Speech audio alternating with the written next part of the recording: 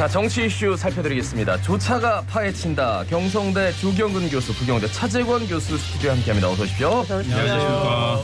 자, 일단 더불어민주당이 지금 갈등이 굉장히 심각해지고 있습니다. 대선과 지방선거 패배 책임을 둘러싸고 이른바 친이재명계, 친문재인계, 그러니까 친명계와 친문계의 개파간 갈등이다.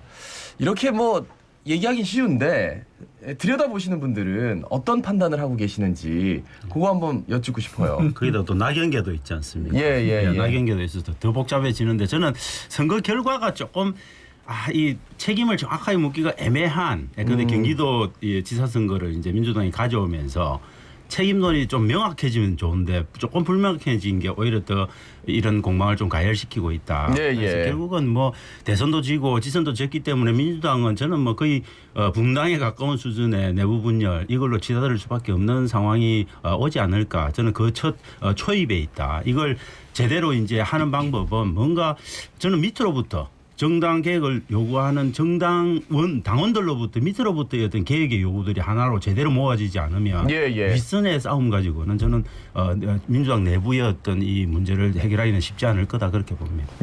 그 국회의원들은 매일 밤 꿈도 공천 받는 꿈을 꾼답니다.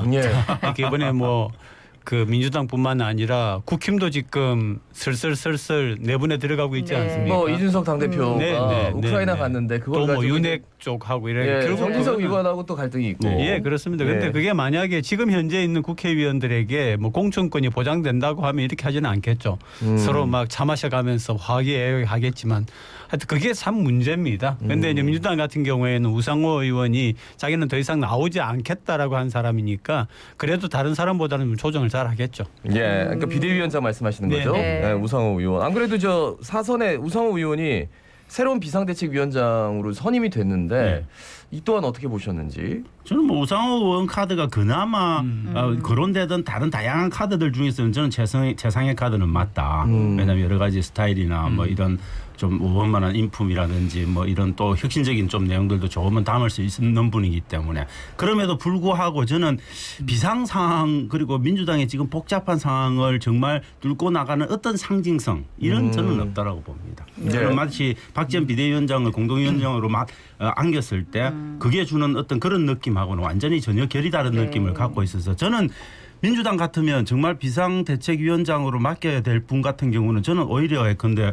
그 진중권 교수 그 정도의 확실하게, 정말 완전히 다른 대국에 있어서 뭔가 민주당을 아주 망가뜨릴 수 있는 사람 이런 사람에 대한 고민을 저는 좀 해야 될 수준일 거다. 당원들이 찬성할까요? 저는 그렇지 않으면 망가뜨릴 수 있는 사람. 저는 오히려 민주당을 망가뜨릴 수 있는 사람을 끌어들이는 그걸 통해서 국민들한테 저는 감동을 주지 않는 저는 혁신 이건 저는 대단히 좀 국민들한테 공감을 얻기 힘들고 그거는 다음 총선을 준비하기가 저는 어렵게 만들 거다 그렇게 봅니다. 도자기를 만들 때 이렇게 막 돌림판을 돌려가면서 도자기를 만드는 약간 삐뚤어졌잖아요. 근데 삐뚤어진 상태를 가지고 계속 어찌 해보려고 경상도 말로 우찌 해보려고 하면 안 되거든요.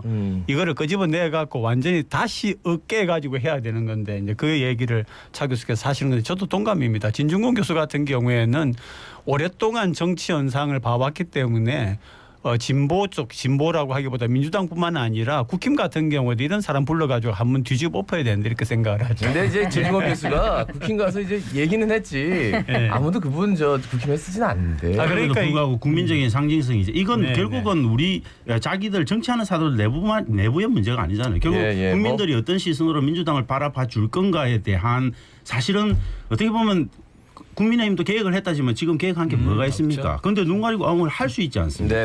저는 그게 어떻게 보면 우리가 갖고 있는 이 상품화된 정치의 어떤 정치의 술수라고 보는데 민주당은 그런 관점에서 저는 그 대중 기만술 솔직히 말씀드려서 정치라고 하는 대중 기만술이 굉장히 약한 거죠. 근데 저는 그 기차는 떠난다라는 이준석 당대표의 그 표현이 그 민주당에 적용을 한다면 이제 8월에 전당대회가 있어야 되는데 공식적으로는 연기론을 들고 나오는 쪽도 있고 뭐 조기 전당대회는 좀 이제 물 건너간 것 같아요. 우상호 비상대책위원장 됐으니까. 그러면 8월에 해서 당대표 이재명 의원이 당대표에 될 가능성 굉장히 높다고 보십니까? 아니면은 아직까지라고 보십니까? 근데 뭐 만약에 나온다 그러면은 가능성이 높죠. 그런데 이제 이번에 그 경기도에 나와가지고서 과연 이게 이재명 현 의원에게 과연 득이 될 거냐라고 하는 것처럼 빨리 등판하는 것이 과연 이재명 후보에게 그 의원에게 과연 득이 될 거냐 하는 거는 아마 본인도 또 주변에서도 열심히 계산을 하고 있을 거라고 생각하고 저는 조기 등판은 좀 본인에게 불리하다 이렇게 생각합니다. 저는 이준석 대표가 왜 우크라이나 갔는지 왜 우크라이나는 기차를 탔는지 잘 모르겠지만 아무튼 그분이 너무 남의 당 일에 신경 쓸 필요는 없을 것 같은데 자꾸 이렇게 혼수를 뜨시는 것 같고요. 저는 기본적으로 이재명 그 8월 전당대회를 저는 하는 것 자체는 좀 무리다.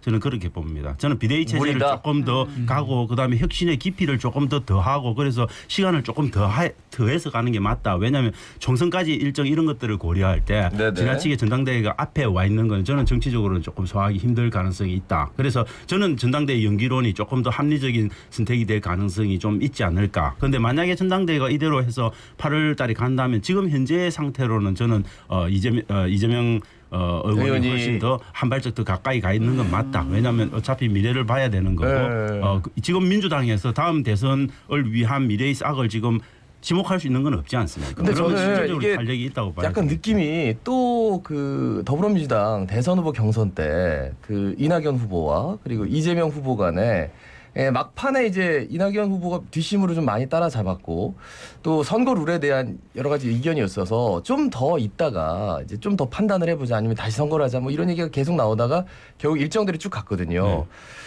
이 저 전당대회가 또 그런 개파 간의 갈등을 또 더 확산시키는 건 아닌가. 전당대회는 당연히 개파 간의 갈등이 확산될 수밖에 없는데 저는 이제 거죠. 그 타이밍을 잡을 때 생각을 하겠죠. 왜냐하면 지금 현재는 이낙연계가 아마 저는 그 숫자 관점에서는 더 클 수도 있고 그다음에 친문이 조금 더 붙어 있을 수도 있고 그런데 저는 이재명계가 좀 약하다 하더라도 저는 이제 정세균계도 있습니다. 예. 그 표도 상당히 만만치 않은데 그런 표들이 지난번에는 좀 힘을 실어줬지 않습니까? 대선 과정에서는 저는 그런 것들이 어떤 이합 집산을 통해서 표 계산을 해서 뭐 될 것 같아 하면 뭐 약간 그런 개파 갈등이 좀 더 불거진다 하더라도 저는 그 전당대회를 이렇게 그냥 추진할 가능성도 있다. 그렇지만 저는 전당대회를 일찍 하는 거는 저는 좋은 아이디어는 아니다. 그렇게 봅니다. 그러니까 민주당을 보면 인물이 중심이 되어서 개파도 있지만은 사실은 그 저변을 깔고 있는 거는 지역 기반이거든요.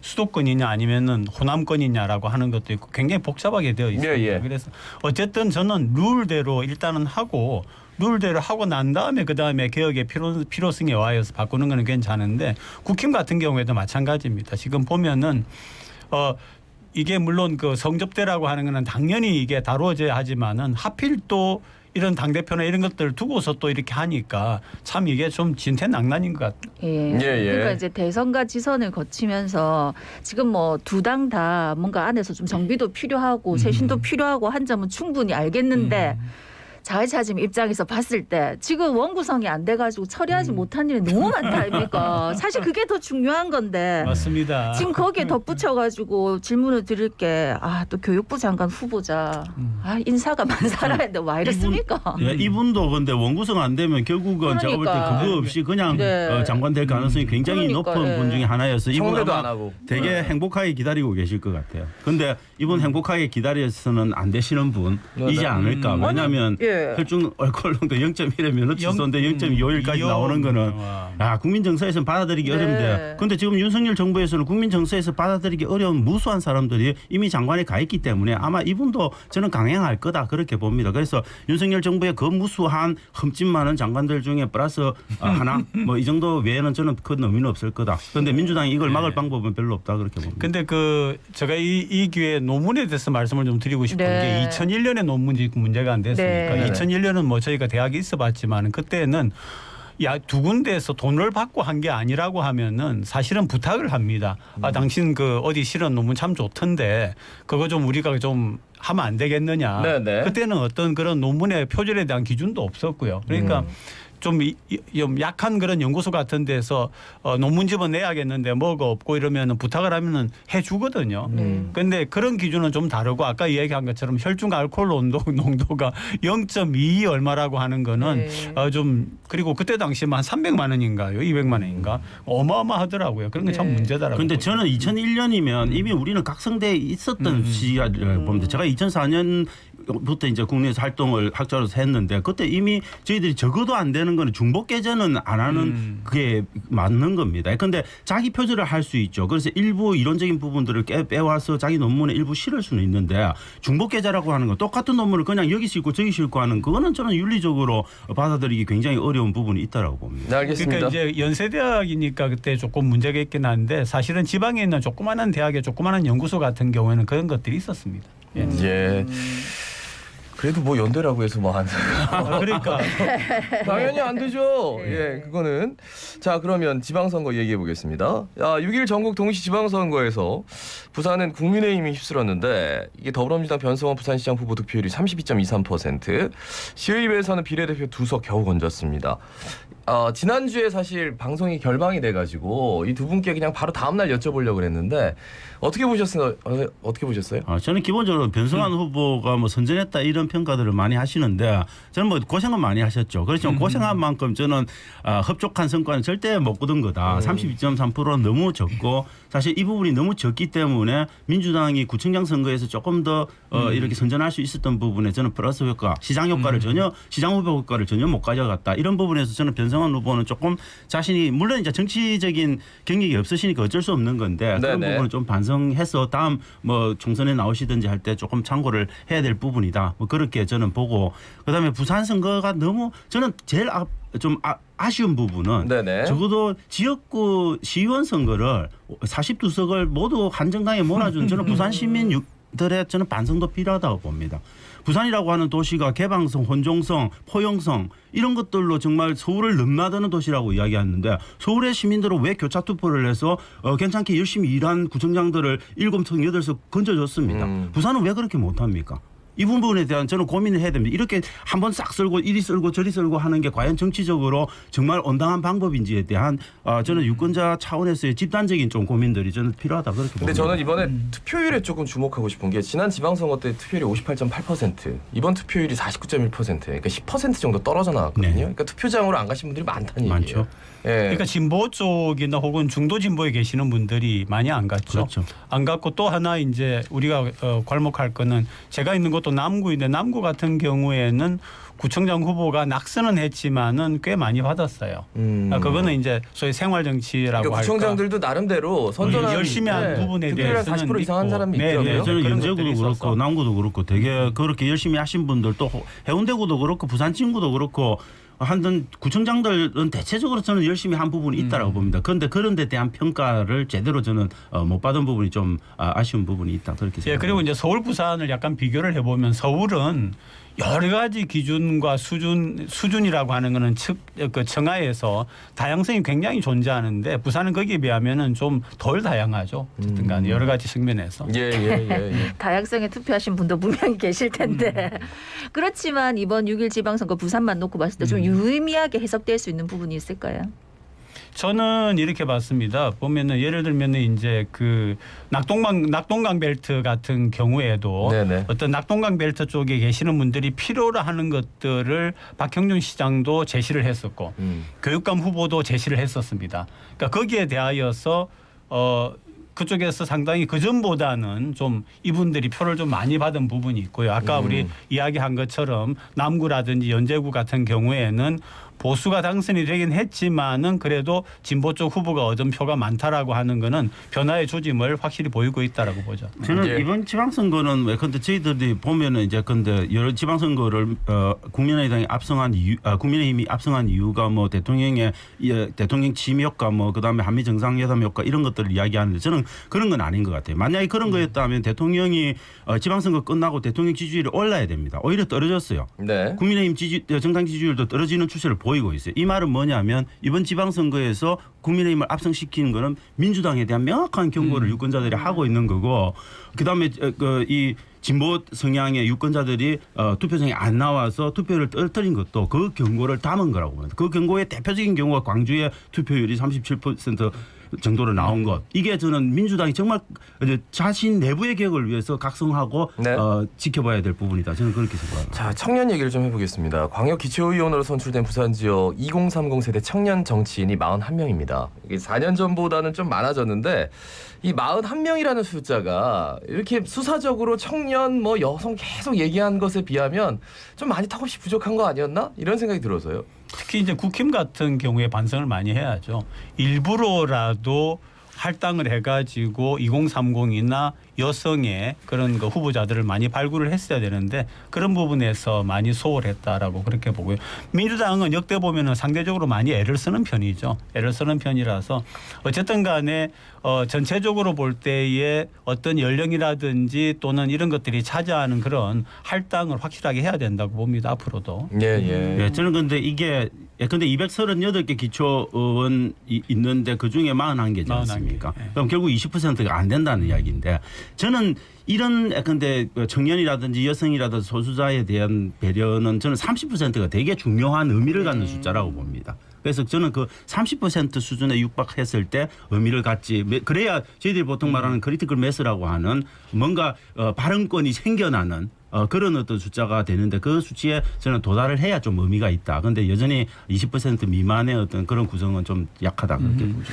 그러니까 여성 청년 이런 거 자체를 이렇게 할당하는 것 자체가 다른 사람 자유를 제한한다는 입장이지 않습니까? 지금 정부나 국민의힘 같은 경우는. 왜냐하면 이게 유리창이라고 하지 않습니까? 네. 그죠? 여성 같은 경우에는 유리창이라고 이야기하다시피 청년들 같은 경우에도 여러 가지 제약적인 조건들이 많습니다. 들어가 가지고 이제 실질적으로 신인으로 데뷔하려고 할 때 그런 거 유리창 같은 걸 다 없애줘야 되는데 그리고 이제 보면은 이게 후보가 되는 경우에는 오랫동안 뭐 접촉이 있다든지 연고가 있기 때문에 들어가는데 네네. 이게 좀 더 많이 열어줘야 된다라고 하는 거죠. 네, 예. 그 제가 좀 걱정하는 부분이 이게 메가시티 그러니까, 관련해서인데 예. 사실 지금 박형준 뭐 시장 같은 경우에는 메가시티에 대해서 굉장히 좀 선제적으로 나서고 있는데 문제는 이제 울산의 김두겸 이제 시장 그리고 박완주 도지사 요 두 분은 굉장히 메가시티에 대해서 부정적인 얘기를 그분들은 끊임없이 사석에 했어요. 갔네. 후보 시절부터 아예 다시 원점 재검토해야 된다는 네. 입장을 명확하게 그렇죠. 제시를 했고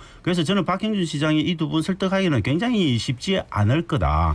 뭐 그런 생각을 합니다. 그래서 아마 제가 볼 때 이 두 분을 설득하려면 국민의힘의 위에 중앙당에서 명확하게 지침을 내려주거나 아니면 윤석열 대통령이 너희들 마냐 뭐라고 이야기를 할 수 있어야 되는데 사실 지방 광역단체장을 마음대로 할 수 있는 부분도 없거든요. 예, 예. 그럼 굉장히 어렵다는 겁니다. 그래서 아마 규약안에 나눠져 있는 국가유임사무와 그다음에 이 공동유임사무에 대한 문제부터 다시 따질 거고 아마 소재지를 정하는 과정 그거는 지리적 중앙에 위치한다라고 그렇죠. 이야기를 했지만 네. 그 지리적 중앙을 찾을 때 온갖 딴지를 다 걸 아이고. 겁니다. 네. 그래서 저는 쉽지 않을 거다. 그래서 이거는 국가 차원의 중앙정부 차원의 어떤 부산시장과의 협력을 통해서 뚫고 나가지면 안 될 거고 그다음에 부산시장도 저는 고민해야 되는 게 이게 울산과 경남한테 뭔가 손해를 보더라도 자꾸 줘야 됩니다. 그래서 울산과 경남이 이거 우리 챙길 게 있네라고 하는 마음을 갖도록 잘 유도를 하는 게 저는 중요하다 그렇게 봅니다. 그러니까 정치인들이 자기 지역에서 어떤 권력을 잡고 하는 것도 중요하지만 우리 한국의 정치가 가지는 가장 큰 문제점은 상생과 협치를 모른다는 겁니다. 그러니까 뭔가 같이 해가지고 처음에 후보로 나올 때부터 그거는 당선되고 나면은 내가 우리에게 가장 유리한 방향으로 이끌어가겠습니다. 이렇게 하는 게 아니라 예. 아예 안 된다라고 시작하는 것 자체는 무슨 저런 정치인들이 있지라고 하는 생각을 갖게 하더라고요. 그 전에 이제 국민의힘 이전에 새누리당 시절 지방 정부를 다 서병수 시장이나 그 전에 홍준표 지사 얼마나 갈등 뭐 남강물도 네, 갈등 네, 또 네. 뭐 메가시티는커녕 네, 네. 아예 그 가덕 신공항이냐 밀양이냐 이걸 두고 또 그렇죠. 어마어마하게 갈등 그 비용이 어마어마했거든요. 네, 네. 그러니까 이게 참 우리 정치의 병폐인데 그 병폐는 국민들이나 유권자가 만들어내는 게 아니라 정치를 하고 있는 말이 이상하죠. 저는 제가 말씀드리면 저는 적어도 전국적으로는 모르지만 부산에서 정치의 병폐의 핵심은 저는 국민의힘이 있다고 봅니다. 왜냐하면 국민의힘이 이 지역을 4년 빼고는 다 해왔으니까 해왔던 권력을 지역입니다. 가져왔으니까. 그런데 그동안 보여줬던 부산, 울산, 경남의 어떤 상생과 협력을 위한 방안들 전혀 못 내놓고 있지 않았습니까? 민주당은 적어도 그 4년 동안 어떤 욕을 듣든지 간에 그 부분을 하기 위한 노력을 명확하게 보여주지 않았습니까? 그럼 저는 국민의힘도 좀 느끼고 반성하고 이번 네네. 적어도 민선 8기만큼은 제대로 해나가는 노력을 해야 된다. 어떻게 그렇게 보면 봅니다. 중요한 시험대다. 이렇게 예, 좀 아주 그렇죠. 중요한 시험대죠. 예. 그러니까 우리 부산 시민들에게는 오히려 이 문제를 굉장히 좀 눈여겨봐야 그러니까, 되지 예. 않을까. 지금 이 상황에서라면 그 교육감에 대한 얘기. 직선제 이거 없애야 된다는 목소리 또 나오고 있는데. 왜냐하면 정혁 실사 얘기 선거 아주- 무효표의 2.6배예요. 예, 시도 교육감 선거가. 그러니까 이게 그 한마디로 말하면 관심을 끌 수 있는 어떤 그 방안이 좀 안 되어 있는 거죠. 안 돼. 사실은 자녀를 키우고 또 자기 자식이 잘 되기를 원하는데 교육감 문제에 왜 관심이 없겠습니까? 그래서 이거는 좀 어떻게 해봐야 되는데 무효표라고 하는 거는 안 찍었다는 사람들의 표도 많이 들어가 있는 거거든요. 뭐 중간에 찍었다. 네, 뭐 중간에 두개 다 찍었다. 아예 안 찍은 것도 관심이 무효, 없다. 예. 예. 아예 안 찍은 것도 무효표입니다. 그래서 예, 이 예. 부분은 그런데 제가 이야기하려고 하는 거는 빨간색이 이게 빨간 방법이 안 되니까 파란 방법으로 가자가 아니라 지금 정해놓은 방법 속에서 개선안을 찾을 노력이 저는 필요하다고 봅니다. 우리 한국은 뭐든지 하고 나면은 이거 아니야? 그러면 왼쪽으로 가자.